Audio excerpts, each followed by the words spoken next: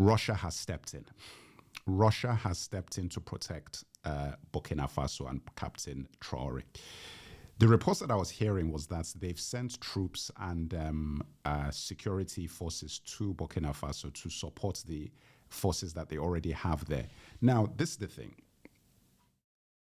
Again, I couldn't find information to corroborate this. There's two ways of looking at this, and I'm going to talk about this in a separate section of this podcast episode in terms of misinformation with Africa and the diaspora. I'm going to talk about that. On the one hand, you could say that, is it true or is it not true? That's on the one hand. On the second hand, you would actually look at it and say, why on earth would those reports be in the public sphere? Western media isn't going to report about any of these things. We know that for a fact.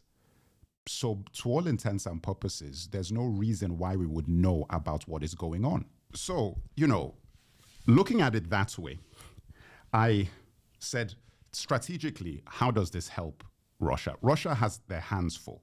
Them getting involved with Africa now, on the one hand, it's like maybe it's a bridge too far. On the other hand, and this is the way that I see it, tactically, you're building your allies. Like you're having more and more, the more allies that you have around the world, the more difficult it is for you to get squeezed. So I do understand the strategic elements of that, because you do not want Burkina Faso to go down. You don't. On Russia's side of things, you do not want the Sahel Alliance to disrupt.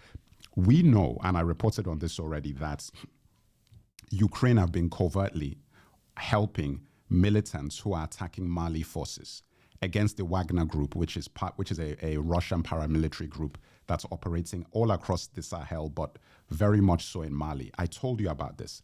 So Ukraine is already engaging in proxy warfare. Well, double proxy, because you could say that they're operating on behalf of France and United States, engaging in proxy warfare on African soil. So the idea that Russia would be doing the same thing is not beyond logic. I mean, I think it makes sense. I actually believe that the protection of Captain Traore is paramount for Russia, because he is the face and the leader of that movement by de facto, just because of who he is and the way he speaks and his charisma. The guy, when you listen to this guy talking, the guy talks like he's a leader. You don't get those sort of, that is a very natural thing that just comes out of somebody. He is one of those guys. When I've I've got a series that I'm doing about the assassination of African presidents. And by the way, guys, I have a video on that which the algorithm is refusing to promote. It's on my channel.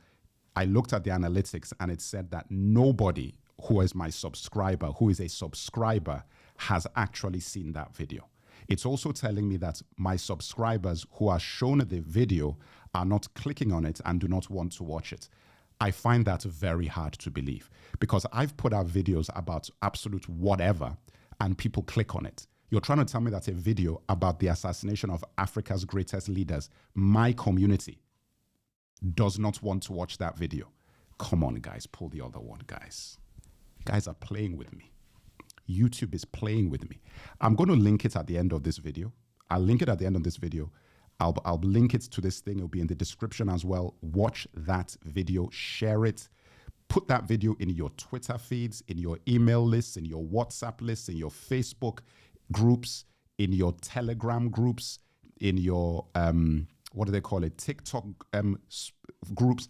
Anything you can share that video, but just to make the algorithm work on behalf of the video, because it's ridiculous.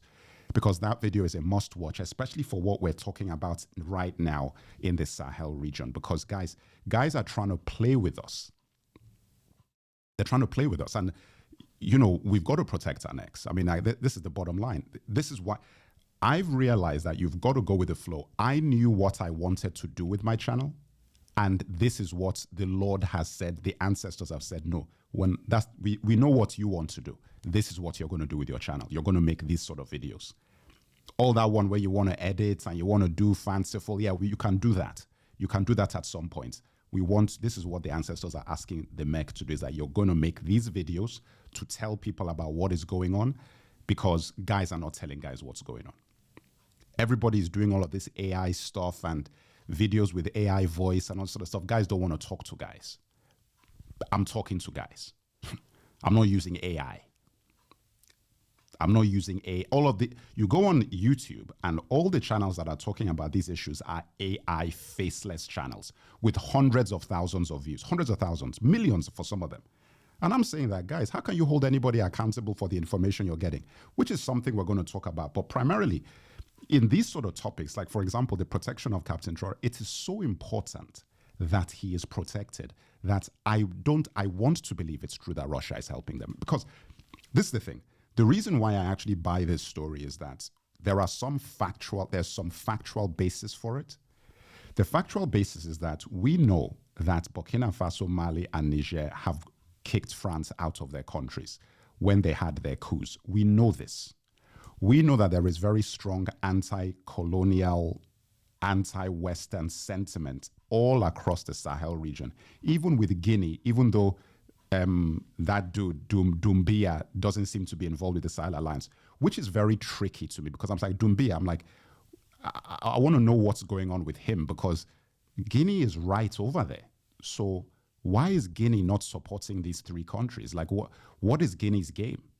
We know about Senegal. We know you can't trust Senegal. We know this. Diomaye Faye, Sonko, fine. It is what it is. But Doumbia, I want to know about Doumbia. Anybody who has information about what exactly is going on in Guinea, let me know. Because I've been looking at them and I'm like, hang on a second. We're talking a lot about these other three Sahel countries. Guinea is right over there. And you have a military leader who I believe was gotten by a coup as well, I believe. So don't quote me on that, but I believe so. And also within the last 5-6 years, so I'm thinking to myself that what is different about Guinea from these other three nations? And what is the president of Guinea doing or his direction for that country that is different from these other three nations? Guys, put it in the comments. I want to know what's going on over in Guinea. Because you know that my channel is not about one country, it's about the whole of Africa.